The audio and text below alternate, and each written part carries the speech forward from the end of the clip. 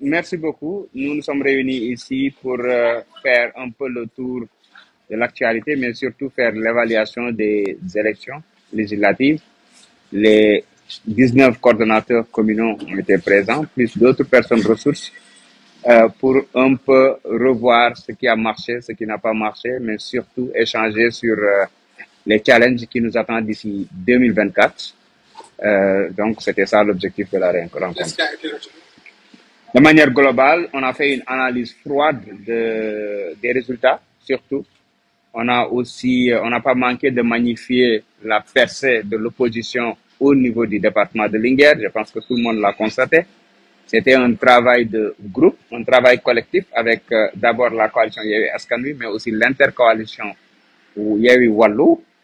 Il fallait donc que Pastef, à travers la coalition, mais l'intercoalition aussi, fasse son auto-évaluation et travailler sur les perspectives en vue de 2024. Comment vous avez apprécié le résultat De manière globale, c'était satisfaisant. On a noté les manquements, ce qui nous a peut-être un peu porté préjudice de façon globale, parce que vous savez, vous ignorez pas que nous sommes dans une zone pas facile par rapport au type d'électorat que nous avons ici. Mais c'est un travail de long processus. On l'a commencé depuis quelques années. Et actuellement, nous pensons que nous sommes plus loin, en tout cas, de l'objectif, c'est-à-dire de faire basculer le dialogue vers l'opposition.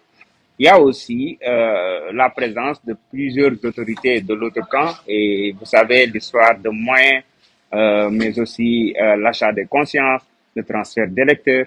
Il y a énormément de facteurs, en tout cas, qui nous ont pas facilité la tâche. De notre côté aussi, on a noté des manquements au niveau de l'intercoalition. Beaucoup de bureaux et de centres n'ont pas été couverts par nos représentants pour plusieurs raisons que nous avons étalées ici. Mais ce qui est le plus important, c'est aujourd'hui quelles sont les leçons à tirer et en vue de 2024 pour pouvoir être au taguet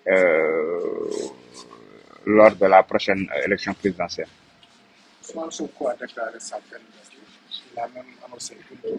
Le mouvement là, Pastef a été lancé. Qu'est-ce à dire que vous êtes en train de préparer l'élection 2024? Je dirais même un pléonasme. Le président Ousmane Sonko pouvait ne pas déclarer sa candidature parce que c'est quelque chose de naturel. Hein? Et il pouvait être le seul à ne pas déclarer sa candidature. Tout le monde sait qu'il serait candidat. Bien sûr, comme il l'a dit, si le parti le décide, mais je peux dire d'emblée que le parti ne pense pas à une autre personne que le président Ousmane Sonko. Il n'y a ni de plan B, ni de plan C. On est en train de restructurer le parti de manière globale, hein, au niveau central comme au niveau local. D'ailleurs, on a beaucoup parlé de ce sujet-là ici, au niveau de Linguère. Ce qui fait que vous avez déjà commencé à noter, en tout cas, une certaine évolution avec l'installation de Magui Pastef, qui est l'une des structures les plus importantes. Parce que Pastef est souvent réputé d'être un parti de jeunes. Il n'y a que les jeunes qui suivent Ousmane Sonko. Mais ceux qui ont suivi la campagne du président Ousmane Sonko et de Yewwi Askan Wi ont pu noter des images très touchantes. Des vieux de 70 ans, 80 ans qui suivaient les caravanes, qui couraient pour voir le président Ousmane Sonko. Ça veut dire que ce que j'ai l'habitude de dire, le président Ousmane Sonko mooy ndenkaane mag ñi yaakaaru ndaw ñi waaye tamit moom mooy xaritu jigéen ñi loolu nag lu mu nekk loo xamante ne ni je veux dire c'est quelque chose de très important. Ça veut dire que toutes les couches sociales aujourd'hui prêtent oreille au président Ousmane Sonko et Pastef. Donc ce qui fait que naturellement il faut qu'on se prépare davantage et c'est ça l'objectif de la déclaration mais aussi de la restructuration du parti de façon globale. Quelle stratégie allez-vous mettre en place pour gagner cette locale? Ce qui est sûr, je ne peux pas tout dévoiler parce qu'on a travaillé sur une stratégie globale, mais le président Sonko a levé un coin du voile, comme on dit. C'est de dire qu'il faut privilégier le monde rural. Parce que s'il y a des faiblesses notées, c'est au niveau du monde rural. C'est là où on a souvent des faiblesses. Et si vous avez bien noté, la campagne, en tout cas, le Nemmeeku Tour va privilégier le monde rural, notamment le nord, le Jolof, le Fouta, mais aussi l'est vers Tamba, Kédougou, Bakel, ainsi de suite. Une partie peut-être de la stratégie de façon globale. Le président Macky Sall a lancé le rappel des troupes. Est-ce que le travail sera facile? Bah, ce que fait l'autre ne nous intéresse pas trop. Nous savons qu'actuellement, c'est un navire qui est en train de chavirer. Donc, chacun essaie de se sauver de façon globale. C'est normal qu'il essaie de recoller les morceaux, mais bon, je pense que c'est trop tard, c'est peine perdue. Le président Babtou a rallié la coalition Benno Bokk Yakaar. Quel est votre avis? J'ai pas de commentaire à faire là-dessus. Bah, chacun est libre de ses choix. Il a choisi de rejoindre le camp Benno Bokk Yakaar. Bon, nous respectons ce choix. Les députés de la 14e législature seront installés le 12 septembre prochain. Ne craignez-vous pas qu'il y ait d'autres départs de votre camp? Je pense que c'est le contraire. Ils sont en train d'accuser Khalifa de débaucher des députés de Benno Bokk Yakaar. En réalité, c'est pas le cas.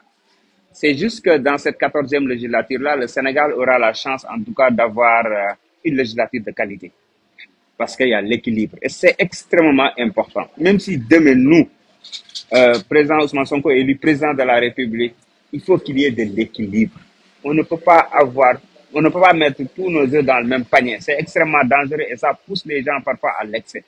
Ce qui fait qu'aujourd'hui, le plus important, c'est que nous avons nos 80 députés ronds, intercoalition Yewwi Wallu. Aucun député n'a décidé de rejoindre qui que ce soit. Au contraire, à chaque fois qu'on les appelle, ils appellent leurs leaders respectifs pour les informer des propositions malsaines qu'ils sont en train de recevoir de la part de l'autre coalition Benno Bokk Yakaar. Et c'est déjà une belle victoire.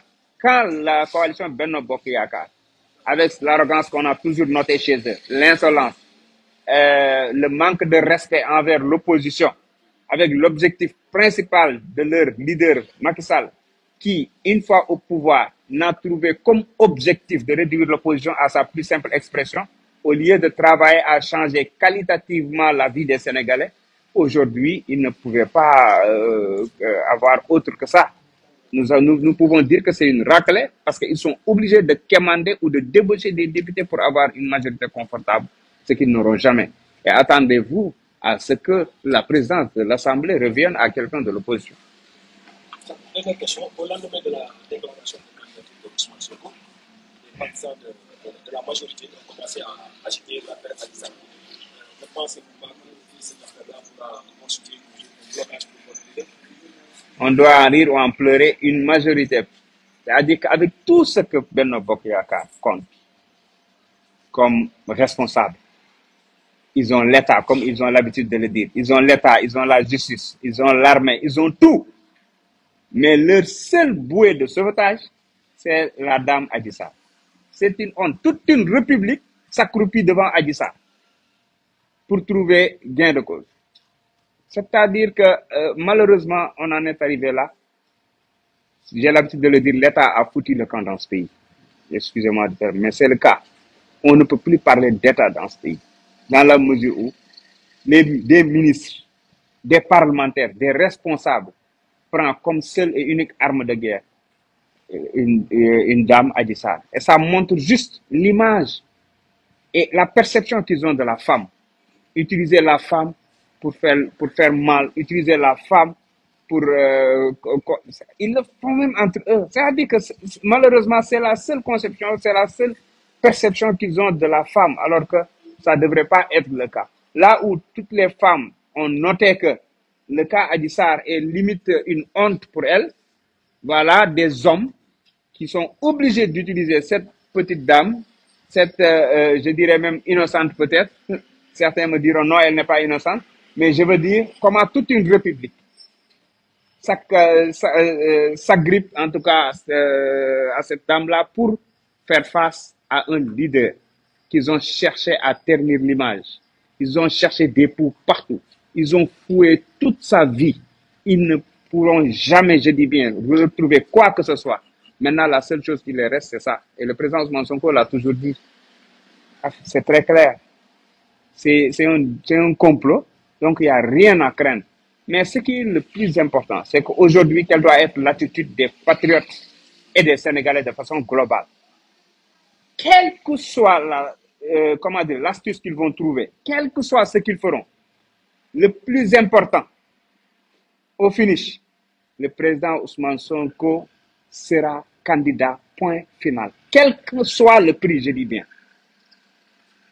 Quel que soit le prix, il sera candidat. Parce que ce n'est pas avec ce dossier, ce complot sordide qu'ils vont invalider la candidature du président Sonko. Ce n'est pas avec l'histoire des farces spéciales qu'ils vont le faire. Ce n'est pas avec l'histoire du rébellion qui est en train d'être agité qu'ils vont le faire. Ils n'ont qu'à préparer un candidat s'ils en ont pour faire face au président Ousmane Sonko et aux patriotes. Parce qu'en 2024, quand même, la déferlante patriotique, rien ne pourra l'arrêter. Et l'objectif, comme l'a toujours dit le président Ousmane Sonko, c'est de passer au premier tour. Et nous savons que c'est à notre portée. Notre seul adversaire aujourd'hui, c'est nous-mêmes. Maintenant, est-ce qu'il est condamné?